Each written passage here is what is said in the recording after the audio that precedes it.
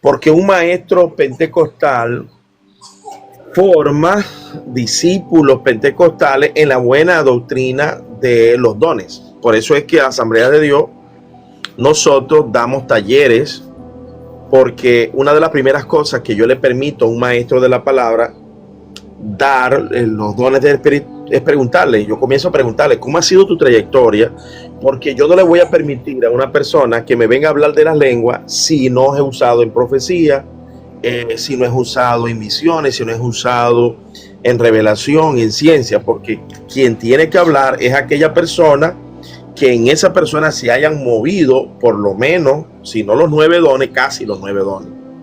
Ese es el maestro de la palabra que te va a decir cómo usar. Por ejemplo, te ha enseñado mal, y eso lo ha introducido los reformados, que la interpretación de lengua es que yo hable en lengua y tú me interpretes. No.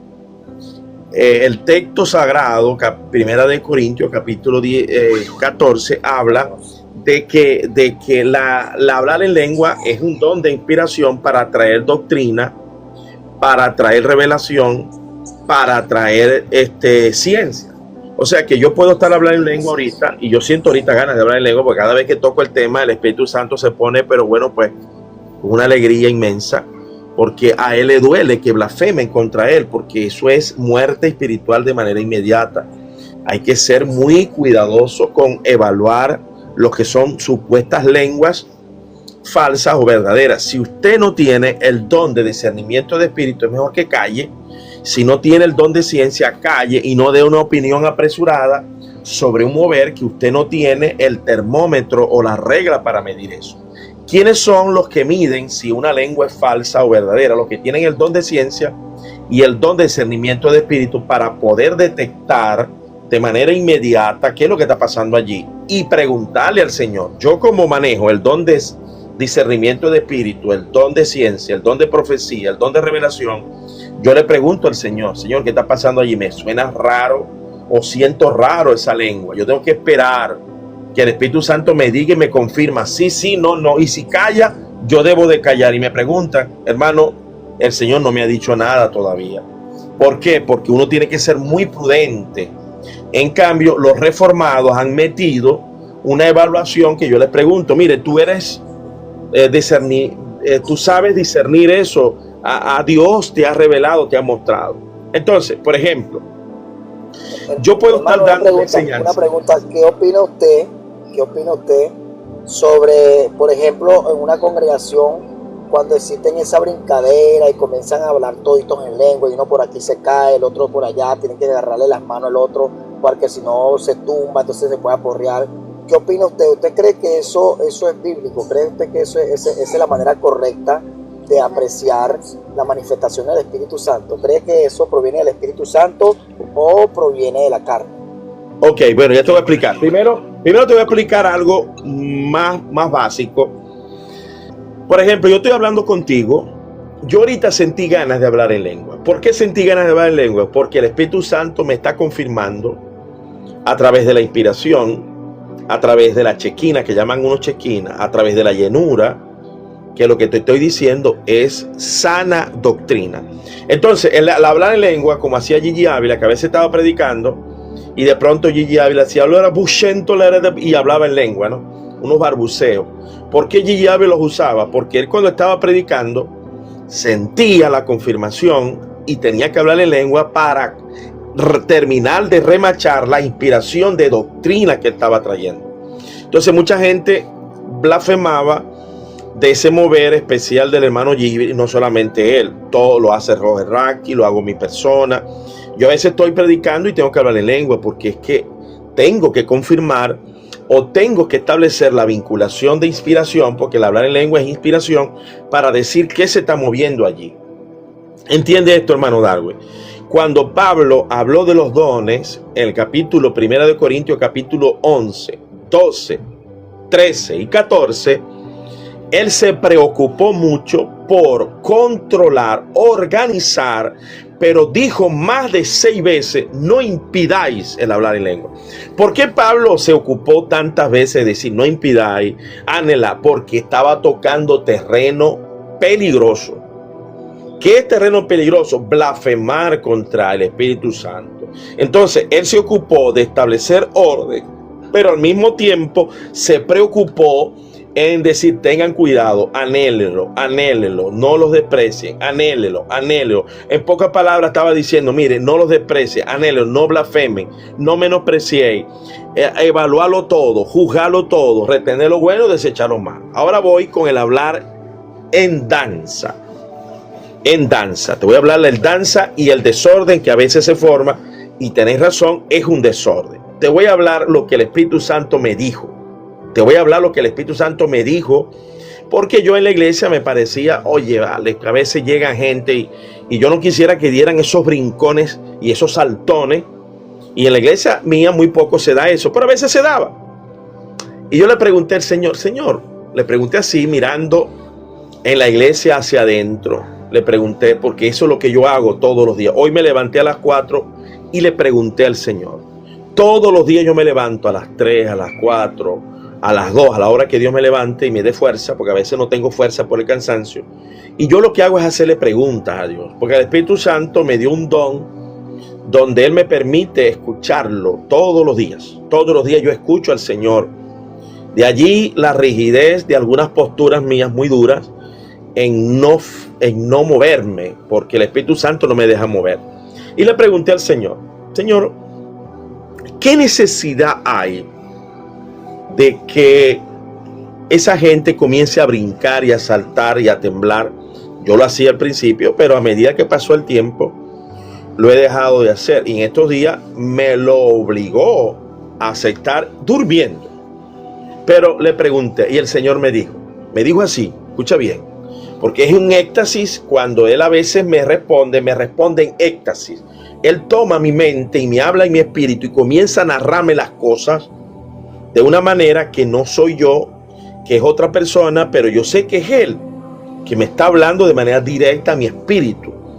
Y me explicó, mira, tú quizás no lo necesites, porque tú tienes fe y tu sistema en el cerebro ha adquirido fortalezas para entenderme a través de la palabra, y tu fe crece en la palabra.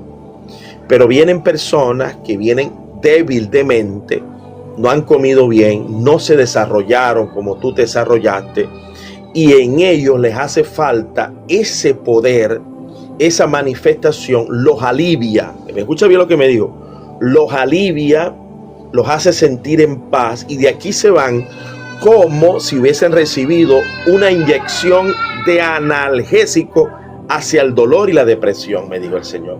Cuando ellos viven esa manifestación, ellos se van alegres para su casa, y ellos no entienden que es que yo los estoy aliviando en su sistema nervioso. Escuchen bien, eso me lo dijo el Espíritu Santo hace aproximadamente 10 años atrás.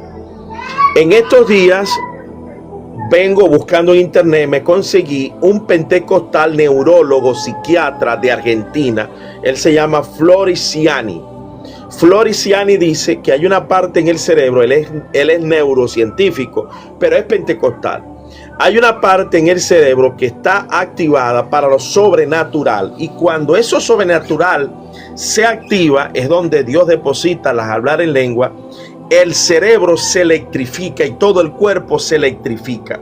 Cuando se logra esa electrificación en el cerebro, se comienzan a restaurar neuronas muertas, y ese fenómeno sobrenatural experimentar cuida el cerebro de ataques al corazón, cuida el cerebro de mal de Alzheimer, cuida el cerebro de la depresión. El fenómeno pentecostal de hablar en lengua y de la sobrenatural glándula pineal, exacto, esa es la glándula pineal, actúa en una profilaxis que evita el suicidio, evita la depresión. Eso lo enseña Floriciani. Cuando yo escuché a Floriciani, yo dije, Señor, todo lo que tú me explicaste de una manera, me lo está explicando un neurólogo. Ahora, ¿qué hay que hacer con esos hermanitos que se hacen adictos a ese fenómeno, pero cada vez que van para la iglesia ellos salen aliviados de la histeria, salen aliviados de la depresión, salen aliviados de la congoja? A enseñarse que eso se puede controlar, que se puede disfrutar sin necesidad de caer en el descontrol, ¿verdad? Ahorita yo estoy sintiendo corriente por todo mi cuerpo que suben, porque como estoy hablando de algo que a él le encanta, que es el Espíritu Santo, mi cerebro ahorita está recibiendo, si hubiese una interfaz y se me pusieran a medir lo que estoy sintiendo, ahorita mi cerebro lo mostraran que está electrificado. Cuando se ocurre esos fenómenos sobrenaturales, el cerebro se electrifica y restaura, ¿verdad?, todas las neuronas que se venían muriendo por efecto de la tristeza y el dolor. Por eso es que el Señor me dijo, no lo impidáis, enseñad que eso se puede orar en el espíritu bajo control, se puede danzar en el espíritu bajo control, pero no lo impidáis porque yo estoy sanando cerebros, yo estoy sanando neuronas, eso se llama neuroplasticidad. Cuando el cerebro se electrifica, se le mete corriente de manera literal, el cerebro se recupera. Ya en Israel se inventó un aparato que lo tiene el doctor Enrique Rojas, que vale mucha plata. Él cobra 600 euros por cada consulta. Ese aparato lo que hace es meter electricidad al cerebro y eso hace que el paciente deje de sentir depresión sin beber fármaco, porque el fármaco es adictivo. ¿Qué es lo que está pasando cuando el creyente danza en ese descontrol? El cerebro se está electrificando y está haciendo lo que Enrique Rojas hace con interfaz, con electricidad. El Espíritu Santo lo hace. Por eso es que el Espíritu Santo me dijo, no lo impidáis, porque yo estoy sanando a través de ese fenómeno. Por eso es que en el mundo pentecostal hay poco suicidio. En el mundo reformado hay muchos suicidios ahorita, porque ellos han negado la psicoterapia, la electricidad de Dios para sanar esa enfermedad. El pentecostalismo es una respuesta sanadora de la depresión, de la angustia, del dolor desde el punto de vista neurocientífico.